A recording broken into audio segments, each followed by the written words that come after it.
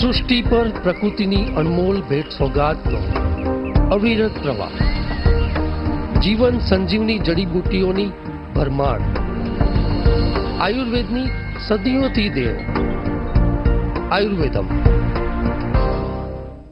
નમસ્કાર દર્શક મિત્રો, આયુર્વેદમ કાર્યક્રમમાં હું અશોક મોદી અને મારી સાથે એમડી ડૉક્ટર પ્રાર્થનાબેન મહેતા આપનું સ્વાગત કરીએ છીએ અને આપ નિહાળી રહ્યા છો અમારા જીટીપીએલ ગુજરાતીની વિશેષ રજૂઆત કાર્યક્રમ આયુર્વેદમ.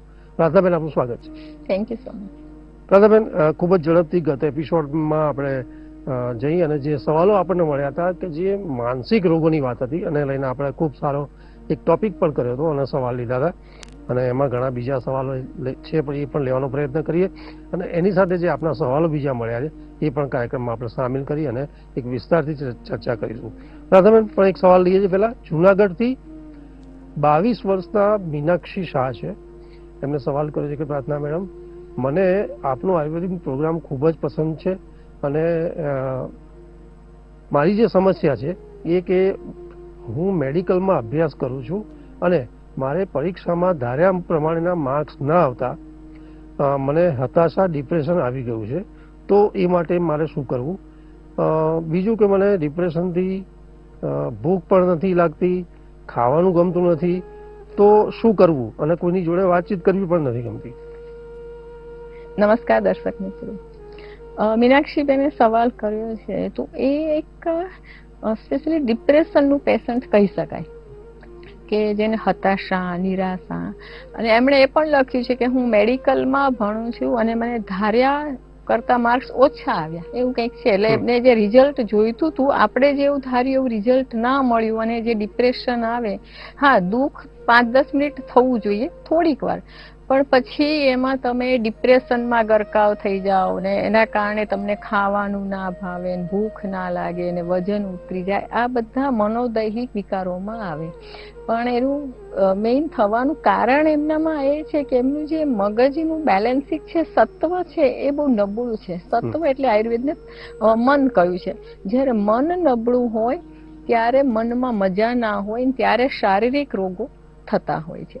અને આયુર્વેદમાં પણ એક સરસ મજાનો ઋષિ મુનિઓએ શ્લોક લખ્યો છે, જેમ કે પેશન્ટે જેવી રીતે કહે છે ને એવી જ રીતે આપણા ઋષિ મુનિઓ પણ કહી ગયા છે કે માત્રાયામ ભુંજીતઃ પથ્યમ અન્નમ ન જીર્યતિ, કે માત્રા પ્રમાણે ખાધેલું હોય અને પથ્ય અન્ન પણ જો ખાધું હોય ને તો પણ એ પચન નથી થતું અને ભૂખ નથી લાગતી. કેવી રીતે? કે કોને? તો ચિંતા, શોક, ભય, ક્રોધ, દુઃખ, શય્યા પ્રજાગ્રહી. એટલે ચિંતા હોય અને શોક, અહીંયા પેશન્ટને ચિંતા પણ છે અને શોક પણ છે કે અને દુઃખ પણ છે. ચિંતા, શોક, ભય, ક્રોધ, દુઃખ, શય્યા પ્રજાગ્રહી એટલે કે ઉજાગરો કરવામાં આવે કે અંદર મનમાં દુઃખ થવાના કારણે એમને માનસિક રોગ થયો અને માનસિક રોગના કારણે શારીરિક રોગ થયો કે મને ભૂખ નથી લાગતી. આંતરડામાંથી જે પાચક રસો નીકળવા જોઈએ, ઝરવા જોઈએ, એ મનના વિકારને કારણે એમને ભૂખ લાગવાની બંધ થઈ ગઈ. ક્યારેક એવા પણ પેશન્ટ મેં જોયા છે કે કેટલાક પેશન્ટને ડિપ્રેશનમાં આખો દિવસ ખાખા કરવાની આદત હોય,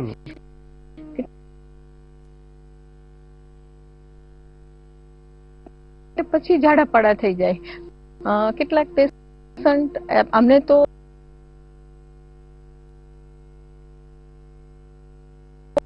નાની એવી એને 22 વર્ષની દીકરીને તો ખાવાનું નથી ગમતું, પણ બેટા હજી તો આખી જિંદગીમાં ઘણી બધી પરીક્ષા આપવાની છે, આ છેલ્લી પરીક્ષા નથી હોતી. આજે તો 22 વર્ષની ઉંમરમાં તો છેક સુધી આપણે તો જ્યાં સુધી જીવતા હોય ને ત્યાં સુધી આપણે પરીક્ષાઓ જ આપવાની હોય છે. સમાજમાં ડગલે ને પગલે પરીક્ષાઓ આપવાની હોય છે અને એમાં આપણા ધાર્યા પ્રમાણે જ થાય. આજકાલ મોટા ભાગના લોકોમાં અશોકભાઈ એવું છે કે હું કહું ને એમ જ થવું, બસ દરેકને એવું છે. અને એક બીજું, સહન શક્તિ બહુ જ ઓછી છે. થોડા પર્સન્ટેજ ઓછા આવે ને તો નાસી પાસ થઈ જાય ને આખું પરિસ્થિતિ બદલાઈ જાય. તો દરેક પરિસ્થિતિમાં આપણા મનમાં આયુર્વેદ એવું કહે છે એનો ઉપચાર પણ બતાવી દઈએ. નાની ઉંમરના દીકરાઓને ખાસ, કેટલાય દીકરા અને દીકરીઓ આવી રીતે પરીક્ષામાં ઓછા માર્ક્સ આવે ને તો ડિપ્રેશનમાં જતા રહે. એ ખોટું છે. આ દુઃખ જરૂર થાય, કેમ કે હું પણ એક વખત સ્ટુડન્ટ હતી અને હું પણ ટોપ મોસ્ટ ઓલ ઓવર જેટલા વર્ષો હું ભણી જામનગર આયુર્વેદ મહાવિદ્યાલયમાં થ્રુ આઉટ રેન્કર રહી છું. 1 માર્ક્સ ઓછો આવે ને તો થોડું દુઃખ જરૂર થાય, પણ એમાંથી તરત ઊભા થઈને નવા વર્ષે નવા ભણતરમાં કે નવા કોર્સમાં પાછા પર્સન્ટેજ વધારે લાવવાની મહેનત કરવી પડે. મારા પિતાજી પરમ પૂજ્ય વૈદ્યરાજ રમેશભાઈ ભટ્ટે બહુ સરસ એક ગુરુ મંત્ર આપેલો કે જે વીતી ગયું છે, એ વહી ગયેલી વાત છે, એને ફરીથી મમડાવવાની ના હોય. એ કડવી ગોળીને ગળી જવાની હોય, એ તમે ભૂલી જાઓ અને નવેસરથી શરૂઆત કરો. અશોકભાઈ, મારા પિતાજી તો પેપર સોલ્વ પણ ના કરવા દે. એ કે જે ગયું એ ગયું, કે કાલનું વાંચવા બેસી જાય, કે તમે એમાં ને એમાં તમે દુઃખી થઈ જાઓ, પછી ક્યાંક ને ક્યાંક ડિપ્રેશન આવી જાય. એટલે એક પિતા આપણા ગુરુ પણ હોય છે. એટલે પિતાજી શીખવીને ગયા હતા કે જે વીતી ગયેલી બાબતો છે ને એ ભૂલી જવાની. એટલે હવે જે માર્ક્સ ઓછા આવ્યા છે એ બાજુ ધ્યાન ના આપો, પણ નવા વર્ષમાં તમે સારા પર્સન્ટેજ કેવી રીતે લાવો એ માટેની મહેનત આજથી જ શરૂ કરવી પડે. અને ઓછા માર્ક્સ વધારે માર્ક્સ મને પણ થતું ક્યારેક, પણ એ 10 થી 15 મિનિટ, કેમ કે અમુક બાબતો ભૂલવામાં જ સારું છે. અને કુદરતે આપણને મનુષ્યને એવી ઇનબિલ્ટ એવી લાગણી ફિલિંગ્સ આપેલી હોય છે કે ભૂલવાની એક બીમારી ક્યારેક સારી પણ હોય છે. આપણા ધાર્યા પ્રમાણે પર્સન્ટેજ ના આવ્યા, 90 ધાર્યા હતા અને 89 આવ્યા. મારે પણ એક વખત એવું થયું કે 90% ધાર્યા હતા અને 89 આવ્યા. તો 1% માટે આપણું આખું જીવન ના બગાડે. એ નવું જીવન નવેસરથી આપણે રાહ જોવાની અને નવેસરથી સારી શરૂઆત કરો તો તમને પાછું એમાં સફળતા મળતી જ જશે. પેશન્ટ એવું પણ કહે છે કે મારો સમય નથી જતો. કપરો સમય છે જરૂર, કેમ કે આપણે ખૂબ મહેનત કરી હોય અને એમ જ હોય કે ભાઈ મારે આટલા પર્સન્ટેજ આવશે જ, પણ ધાર્યું ધણીનું જ થતું હોય છે. ગમે એટલી મહેનત કરી હોય, આ મારું પ્રેક્ટિકલ અનુભવ છે, ગમે એટલું તમે સારામાં સારું પરફોર્મન્સ કર્યું હોય, ગમે એટલી મહેનત કરી હોય, પણ હરી ઈચ્છા બલિયસી.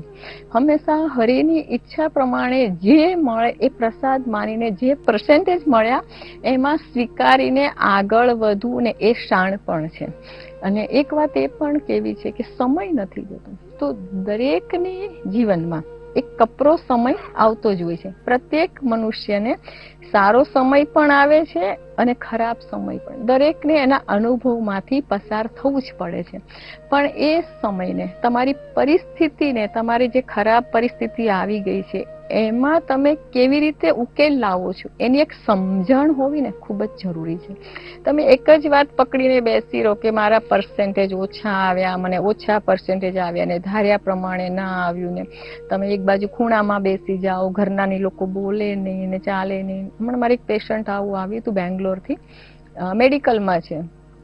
એને બી આવી રીતે ફર્સ્ટ ક્લાસ આવે છે ને કંઈક સેકન્ડ ક્લાસમાં પાસ થયો, તો ડિપ્રેશનમાં આવી ગયો તો તાત્કાલિક સારવાર કરીને સારું થઈ ગયું. આમાં કાઉન્સેલિંગ ખૂબ જ જરૂરી છે કે કાઉન્સેલિંગ કરવું પડે. અને પ્રાર્થના ક્લિનિકમાં સારામાં સારી દવાઓ આપીએ છીએ અને સાથે સાથે પેશન્ટને કાઉન્સેલિંગ કરીએ છીએ કે આ સમય પણ જતો રહેશે, આ પરિસ્થિતિ પણ જતી રહેતી હોય છે અને આમાં એક પરિસ્થિતિને ટેકલ કરવાની સમજણ હોવી ખૂબ જ જરૂરી છે. અને મેં એ પણ મારે આજ કહેવું છે કે તમને કંઈ પણ વસ્તુ જ્યારે શીખવી હોય ને તો એ પેઇનમાંથી જ પ્લેઝર મળતું હોય છે. તમને આમાં જે તમે ઓછા માર્ક્સ આવ્યા, આમાં જે તમને દુઃખ થયું, એમાંથી જ તમને શીખવા મળશે કે હવે હું થોડી વધારે મહેનત કરીશ, મારી ક્યાં ભૂલ હતી. ક્યાંક ને ક્યાંક માઇનર ભૂલ આપણી હોય, આપણી હેન્ડ રાઇટિંગ સારી ના હોય, ક્યાંક ને ક્યાંક ખોટું લખાઈ ગયું હોય અને ક્યાંક ને ક્યાંક ઓછા માર્ક્સ આવી ગયા, તો એ પેઇનમાંથી પ્લેઝર મળતું હોય છે, એમાં શીખવા મળતું હોય છે. પેઇનમાંથી જે તમને દુઃખ આપત્તિ પડી, એક લેસન શીખવે છે. કંઈ પણ વસ્તુ આપણે શીખવે છે અને એમાં આ પરિસ્થિતિને કેવી રીતે નીકળવું, આ પરિસ્થિતિમાંથી એની સમજણ દરેક વ્યક્તિને હોવી ખૂબ જ જરૂરી છે. કઈ વસ્તુને કેટલી પકડવી, કેટલી છોડવી એ એક આપણને ઇનબિલ્ટ હોય જ છે દરેકમાં.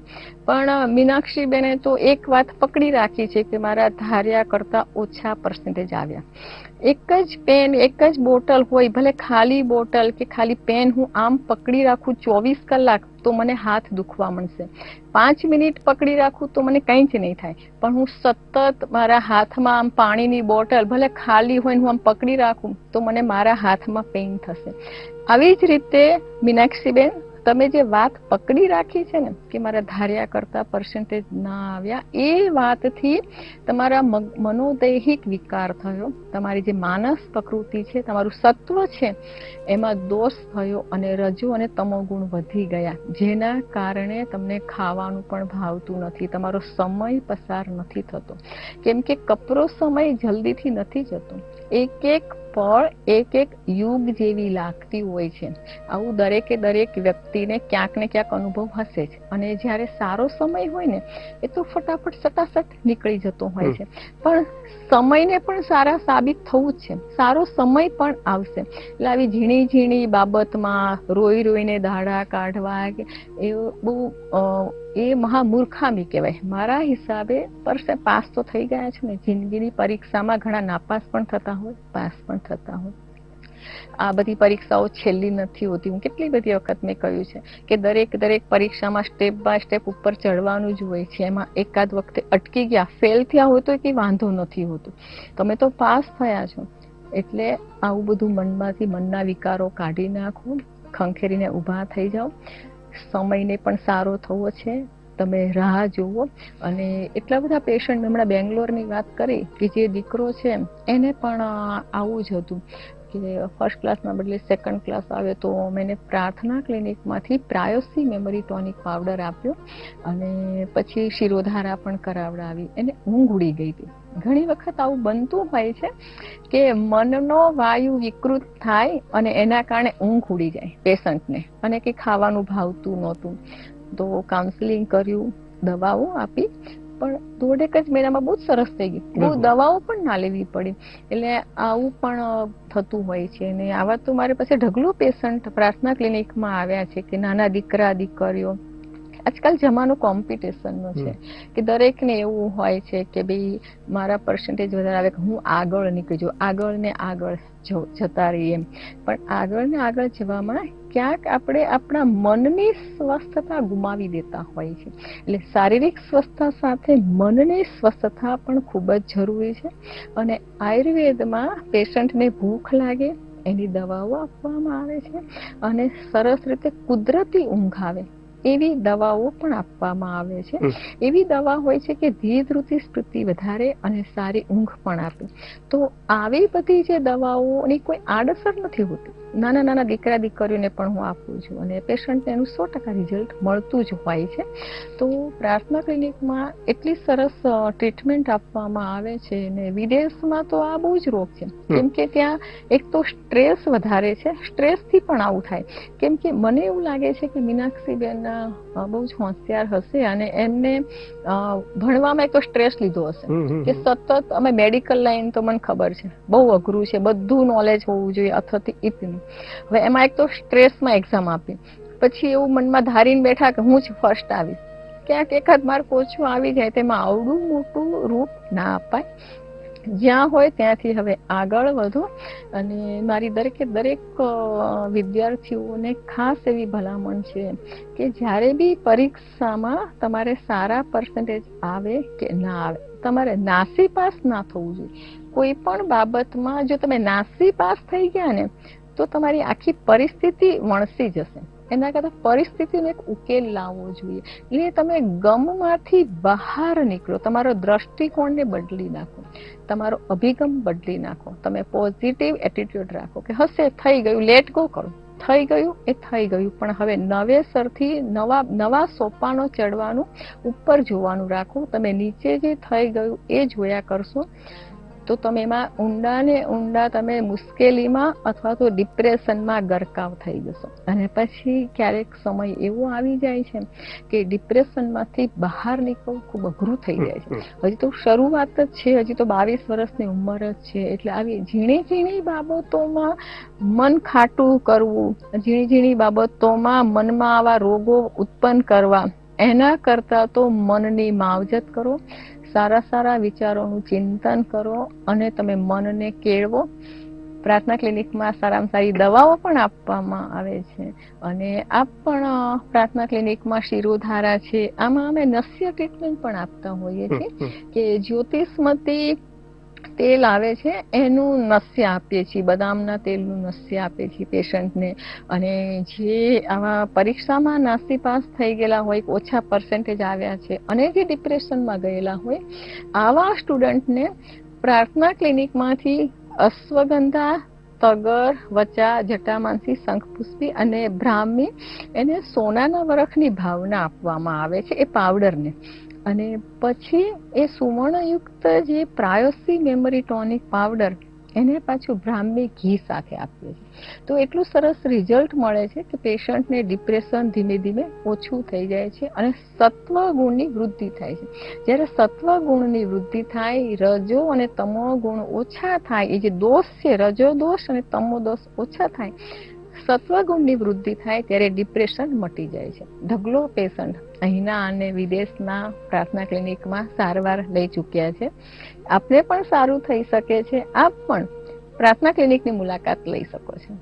પ્રાર્થનાબેન, તમે ખૂબ જ સુંદર વાત કરી. ખાસ કરીને જે એવા સ્ટુડન્ટ છે કે જે લોકો પરીક્ષાર્થી છે ને, મીનાક્ષીબેનનો જે સવાલ હતો તો હું એમ પણ કહીશ કે નો ડાઉટ એક આજની જે એજ્યુકેશન કોમ્પિટિશન છે એમાં એક્સપેક્ટેશન હાઈ હોય એ બહુ સ્વાભાવિક બાબત છે. અને જ્યારે હાર્ડ કોમ્પિટિશન હોય ત્યારે સ્ટુડન્ટ્સના આવા એક્સપેક્ટેશન હોય છે ને એમાં ક્યાંક આવા વેરિએશન થતા હોય છે. પણ જેમ પ્રાર્થનાબેને વાત કરી કે 22 વર્ષની ઉંમરમાં જિંદગી આખી પડી છે અને જે પરીક્ષા જે પડે છે તો એનો સામનો કરવો જ રહ્યો. તો જે એપિસોડમાં અન્ય લોકોના પણ સવાલ હતા, તો થોડુંક આ એક પહેલું એક જે પરીક્ષાની વાત હતી એમાં જે દુઃખ થવું, એક યુ ગોટ અ લેસન, કારણ કે સામે આખી જિંદગી છે અને એની સામે લડવાની બાબત છે. તો થોડા મનથી મક્કમ થવું પડશે અને એની ફાઇટ કરવી પડશે. અધરવાઇઝ આયુર્વેદ છે, પ્રાર્થનાબેન છે, આયુર્વેદની ઔષધો છે, એ ચોક્કસપણે આપણને હેલ્પફુલ થશે. પ્રાર્થનાબેન, બીજા અન્ય જે સવાલો હતા માનસિક રોગોમાં જે, તો એવા પણ સવાલો હતા કે જે સવાલ એ બી થાય છે લોકોના કે જે આજકાલ જે વોટ્સઅપ છે, સોશિયલ મીડિયા છે કે ન્યૂઝ છે કે બાકી બધી જે ઇન્ફોર્મેટિવ જે એજન્સીઓ બધી કામ કરતી હોય છે અને એમાં આવા માનસિક રોગમાં ઉપચારની વાતો થતી હોય છે, તો એનાથી ખરેખર શું એટલું નિદાન સારવાર મળતું હોય છે, લોકોને પ્રોપર સોલ્યુશન મળતા હોય છે કે જે આપણા આયુર્વેદમાં ઠોસ જે શારીરિક અને માનસિક પ્રકૃતિને ચિકિત્સા પછી જે ટ્રીટમેન્ટ થતી હોય છે એ સાચી ટ્રીટમેન્ટ છે અથવા તો એમાં સાચા રિઝલ્ટ છે? બહુ સરસ વાત કરી. આજકાલ વોટ્સઅપિયા ભગત બહુ થઈ ગયા છે. એમ વોટ્સઅપ જોઈને જ બધા ટ્રીટમેન્ટ કરે. હમણાં મારે એક પેશન્ટ માજી આવ્યા હતા, તો એ કે મેં આવી રીતે ખરજવા પર લસણ લગાડ્યું તો બધું ફોડલા થઈ ગયું. તો મેં કીધું એવું ક્યાંય કોઈ નથી કીધું ખરજવા પર લસણ લગાડો. એટલે આવું વોટ્સઅપમાં જોઈને લોકો અનનેસેસરી જે ઇન્ફોર્મેશન લેતા હોય છે અને એનો ઉપયોગ કરતા હોય છે, એ આપણને નુકસાનકારક છે. જેમ કે ભણેલા ગણેલા જે ડોક્ટરો હોય એમને ડીપમાં ડિટેલમાં નોલેજ હોય દરેક પેશન્ટની કે આની પ્રકૃતિ કઈ છે. એટલા બધા રોગો, શારીરિક રોગો ઘણા બધા છે અને માનસિક રોગો પણ ઘણા બધા છે.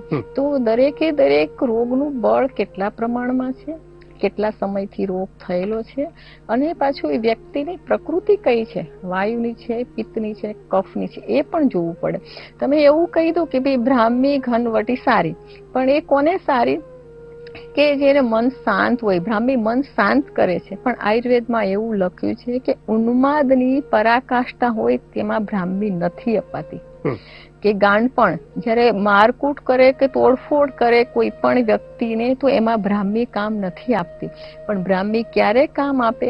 જે ડિપ્રેશન હોય, સૂનમૂન બેસી રહેતો હોય અને જેનું મગજ ક્ષુબ્ધ થઈ ગયું છે, મગજ કામ નથી કરતું, એમાં બ્રાહ્મી, અશ્વગંધા, આ જે બધી જડીબુટ્ટી છે કે તગર વનસ્પતિ કોને ક્યારે આપવી, જ્યોતિષમતી કોને ક્યારે આપવી, બ્રાહ્મી કોણે ક્યારે લેવી, શંખપુષ્પી કોણે ક્યારે લેવી અને અશ્વગંધા. ઘણા બધા પેશન્ટ મારી પાસે અશ્વગંધા પાણી સાથે લેતા હોય છે. તો આયુર્વેદમાં લખ્યું છે કે હમણાં એક જવાબ પણ આપી દઉં, મેં એક સવાલ પણ વાંચ્યો હતો કે મેડમ અશ્વગંધા દૂધ સાથે લેવાય કે પાણી સાથે લેવાય? તો અશ્વગંધા જે જડીબુટ્ટી છે એ દૂધ સાથે લેવામાં આવે તો એની અસરકારકતા અને ગુણવત્તા વધી જતી હોય છે. તો અમુક જડીબુટ્ટી કયા અનુપાન સાથે લેવી એ વૈદ્ય જ નક્કી કરી શકે. અને જે માનસિક રોગો હોય કે શારીરિક રોગો, કોઈ પણ પ્રકારના રોગો હોય તો આ સોશિયલ મીડિયામાં જોઈને કે એડવર્ટાઇઝમેન્ટ જોઈને દવા લેવી ખૂબ જ ભયાનક પરિણામ આપે છે. એટલે મારી તો એ જ દરેક દર્શક મિત્રને હંમેશા માટેની સલાહ છે કે તમે જે ગામમાં રહેતા હોય એ ગામમાં એક્સપર્ટ વૈદ્યની સલાહ લો, પછી કોઈ પણ જડીબુટ્ટી લો. આયુર્વેદિક જડીબુટ્ટી ભલે લેતા હોય, તમે તગર લો, જટામાનસી લો, જ્યોતિષમતી માટે પણ, જ્યોતિષમતી ઉષ્ણ પ્રકૃતિનું છે, માલકાંગણી. માલકાંગણી મગજ માટે બહુ જ સારી છે. ઘણા પેશન્ટના સવાલ પણ છે કે માલકાંગણી ક્યારે લેવી? તો ઉનાળામાં માલકાંગણી ના લેવાય, શિયાળામાં માલકાંગણી લેવાય. પછી પિત્ત પ્રકૃતિ હોય કે ગરમીનો કોઠો હોય તો માલકાંગણી એ કેવી રીતે આપવી એ વૈદ્ય જ નક્કી કરે. બીજી વાત, માલકાંગણી કે જેને જ્યોતિષમતી કહે છે એનું પ્યોર તેલ માર્કેટમાં મળવું ખૂબ જ મુશ્કેલ છે, ભેળસેળ વાળું મળતું હોય છે. એટલે એની ગુણવત્તા કેવી છે એ એક એક્સપર્ટ વૈદ્ય જ નક્કી કરી શકે. બીજી મહત્વની વાત માલકાંગણી માટે, માલકાંગણી ડાયરેક્ટ નથી લેવાતું, એને પતાસામાં એક ટીપું મૂકીને લેવાય. એ પણ શિયાળાની ઋતુ હોય કે કફ પ્રકૃતિનું પેશન્ટ હોય તો એને અમે માલકાંગણીના તેલના ટીપા આપીએ છીએ. તો એ ધી ધૃતિ સ્મૃતિ વર્ધક છે અને મનોદૈહિક વિકારોને મટાડે છે. પણ કઈ દવા ક્યારે લેવી, કેટલા પ્રમાણમાં લેવી અને કોને આપી શકાય, કઈ સિઝનમાં લેવી, આ બધું એક્સપર્ટ વૈદ્ય જે આયુર્વેદના ખરેખરું ભણ્યા હોય ને એને જ ખબર હોય. એટલે વોટ્સઅપમાં તો જે આવતું હોય એ એકબીજા ઉલેચી નાખે અને આનું વોટ્સઅપ આમાં ફરે, આનું ફલાણા ને ઢુકણા ને એમ કરતા કરતા વોટ્સઅપની જો ટ્રીટમેન્ટ થતી હોય તો ભણેલા ડિગ્રીધારી ડોક્ટરોની જરૂરત જ છે. એટલે ક્યારેય વોટ્સઅપમાં જોઈને ટ્રીટમેન્ટ બહુ જ ખતરનાક છે. કોઈ દિવસ વોટ્સઅપમાં જોઈને ટ્રીટમેન્ટ કરવી નહીં. એક્સપર્ટ ભણેલા ગણેલા આયુર્વેદિક વૈદ્યને પૂછો અને પછી તમે જડીબુટ્ટી ખાઓ તો એ તમને અમૃત સમાન ઉપકારક થઈ પડે છે. સ્વસ્થ રહો, ખુશ રહો, મસ્ત રહો. પ્રાર્થનાબેન, તમે ખૂબ સુંદર વાત કરી કે જે આયુર્વેદિક ઔષધો છે દર્શક મિત્રો, એ જે આપણે પરિણામો જોયા છે કે માનસિક રોગોમાં એટલા બધા ખરેખર કારગર નીવડ્યા છે. અને જે શિરોધારાની વાત હતી કે આપણા પ્રાર્થના ક્લિનિકની શિરોધારા, તો જે સ્ટ્રેસમાં જે એની સાઈડ ઇફેક્ટો થતી હોય છે, જે અનિદ્રા થઈ જાય છે કે ભૂખ ના લાગવી કે બેચેન રહેવું, આ બધી બાબતોમાં જે શિરોધારા છે પ્રાર્થના ક્લિનિકની એ સૌથી બેસ્ટ કામ કરતી હોય છે. અને એ આપણે સ્ટ્રેસમાંથી ધીમે ધીમે સરસ રીતે બહાર લાવતા હોય છે અને આપણા જે અપેક્ષિત જે પરિણામો જે જોતા હોય છે લાઈફમાં અચીવમેન્ટ, એમાં એ ચોક્કસ મેળવવામાં મદદ કરતા હોય છે. તો પ્રાર્થનાબેન, ખૂબ જ સુંદર ચર્ચા કરી આજે કે માનસિક રોગોમાં આયુર્વેદની ઔષધો, પ્રાર્થના ક્લિનિકની શિરોધારા, આ બધી બાબતો માનસિક રોગોમાં કેટલી બધી હેલ્પફુલ છે અને કારગર છે. દર્શક મિત્રો, બીજા પણ આપણા બધા ઘણા સવાલ છે પણ અહીં પ્રાર્થનાબેન સમયની મર્યાદા છે, તો નેક્સ્ટ એપિસોડમાં આપણે બીજી વાતો કરીશું આપણા સવાલોને લઈને. ત્યાં સુધી રજા આપશો. નમસ્કાર, આભાર. નમસ્કાર.